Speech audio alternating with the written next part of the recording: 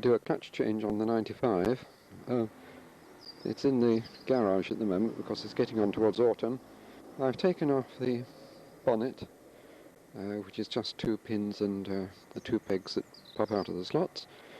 The radiator, the headlamp grille, which is 4 self-tappers, and the headlamp, the front panel assembly complete with headlights, which is a few more screws, which leaves us now looking at the car, which is just inside the garage here.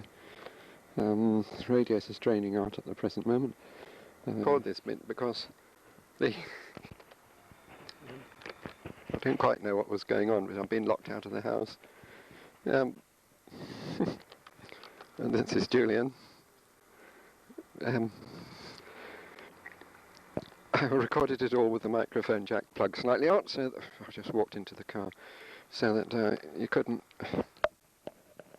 hear what I was nattering on about. Well, now we've drained the radiator and taken it off, and the radiator is over here, just leaning up against the magnolia tree, against the bonnet. That's just a couple of bolts that we undo to take that out. And then underneath the leaves there is the air cleaner. So coming back again past the 96, which was on the earlier part of this tape, trying not to fall over it again. Going back to the car, what I've done is disconnected all the services from the engine, and I've put the rig in place over the bonnet. The rig is part of a trailer for a boat and some bits of old bedstead, and the pulley came off the trailer. The winch rather came off the trailer. So we've now got the engine ready to lift. In fact, I've lifted it slightly once. You can lift it about 50-60 millimeters off the mountings at the front. 3-point suspension. The third suspension is through the bulkhead at the back of the gearbox into the bodywork. That enables you to get the starter motor off. The starter motor is this big black blob here, which is just one 13mm bolt and one 13mm screw. Much easier to get that out when the engine is up in the air. Beside that is some of the plumber's nightmare, which you have to undo, about 18 hoses or something like that, maybe not quite 18, because of the V4 configuration. If you don't take that lot off, you can't get the engine to come clear of the top of the bell housing. The generator's off. That again is just an easy bit. It's a nut and bolt, and well, it's 2 nuts and bolts, one for adjustment, one holds it on, and a few wires, and a 11mm bolt rather.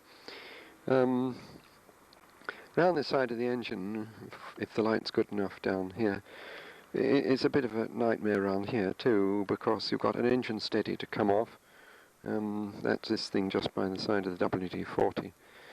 One engine steady, which is very difficult to get at. Behind it is the rather large water carrier for the windscreen wipers. That comes out eventually. And standing just to its right is a little frame.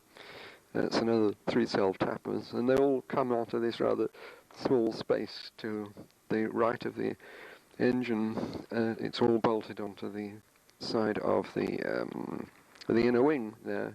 What you can see there is the windscreen wiper pump, the windscreen washer pump rather. One of the headlamp connectors there. And then here is the one of the inner ball joints, or inner UJs, or whatever we call them nowadays. I lift these engines with a couple of 1815 kilogram loops off the studs off the side of the one on each side of the block. It lifts very easily, and we just then undo the 1, 2, 3, 4, 5, 6, 7 or so bolts which bolt the engine to the bell housing. The gearbox, by the way, before you undo those, you lift the engine and prop the gearbox up with a couple of bits of wood, so that the engine then, as you lower the engine slightly, you release any force on the bolts, and the engine will then come off a couple of dowels off the front of the bell housing. Lift it up a bit more and twiddle it around, and I can put the new clutch on. I've got a spare shaft, so I can centralize the pressure plate nicely onto the onto the flywheel when I bolt the clutch pressure plate assembly back on. So there we are, really. That's all there is to it. We'll do that in a few minutes, and I've had another cup of tea, and then it's just reverse the whole procedure and put the engine back, bolt all the services on, and it should be much better. The reason I took this clutch out is that I was trying to pinch pennies, and the clutch is really, it's an old pressure plate with a new driven plate in it, and I think the pressure plate's beginning to go a little bit, and there's a bit of clutch jodder. It's embarrassing if you try and come out of a side road which is going uphill, because it doesn't like that at all. For normal starting, it just shudders slightly, which ain't good for the transmission anyway. So I got a new unit, which you can still buy, probably a bit expensive by today's standards. I think it's £140 over the counter. That goes in, but then considering we've driven these cars for 27 or 8 years, and this is only the second clutch I bought for either of them, in all that time, it's probably not too bad. I'll leave it there now, if I can think how to stop this. Well, now we've just lifted the engine out of the car on the hoist. There it is, sitting on the ground in front. I think it's just off the ground at the moment. Yes. Yes. Well, what I'm going to do is to turn the engine round and get at the clutch. There. Just undo the 6 bolts and bolt on the new clutch assembly, which is there. The whole gubbins. Replace the clutch thrust bearing, which is there. Well, that one actually I think works quite well, but we might as well do the whole thing.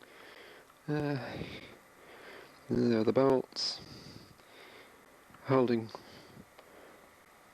the engine onto the bell housing. In fact, the lowest, there's the cutout for the starter motor, which you can see just below and to the left of the end of the exhaust pipe, the cow horn exhaust pipe. Below that is one of the bolts holding the starter motor in position, and then there is no, not a bolt, it's a bolt holding the engine to the bell housing. Then there's a dowel, and then there's another bolt, another bolt, another bolt, another bolt, and finally the last bolt. And there's the other half of the cow horn exhaust system. I've now fitted the new clutch thrust race. I'll start fiddling around with the camera, and held it in position with the 2 clips, the multiple spring, the complex clip at the top, where the top of the peg on the top of the ball race goes through a hole in the fork assembly, and the simpler clip at the bottom, which where the peg in fact sits in a recess. It isn't actually held at the bottom except by the little spring clip you can see there. I've wiped over I've got my fingers caught in the wires. Cleaned out the bell housing a bit. There might be a trace of oil there. I think part of the trouble with the old clutch was that it may have been dirty actually. The pressure plate looked as if it got a bit of oil around the place. Probably because I didn't clean things up properly. I've now oiled, or greased rather, as it said in the instructions. I've greased the spigot on the end of the outlet, the driving spline on the coming out of the bell housing.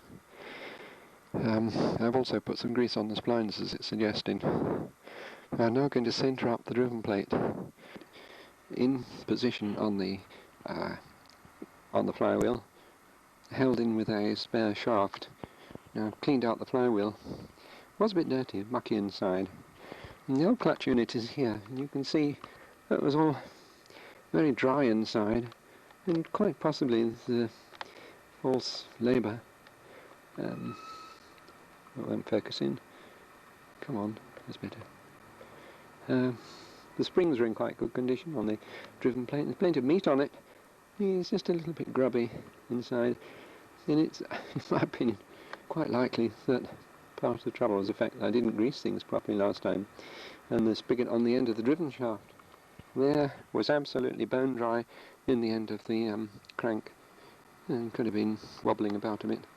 Anyway, we'll see what happens when this is all put back together again now. I'll just reach out and pull it out for you. I'll have to put the microphone down.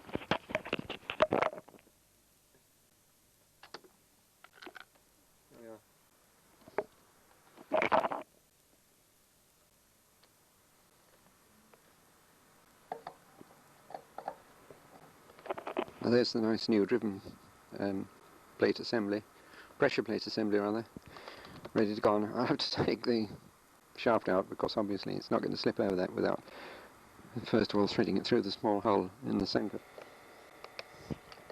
And the new clutch pressure plate assembly and driven plate is now in position and tightened up to a torque of 15 pounds force foot, or 2 kilogram meters for those of you that don't understand the old imperial system. And then we put it in this way around. Just raise the engine up. We'll pull the car forward then until the engine is in the right place. Then lower the engine and nest it onto the driven shaft coming out of the gearbox.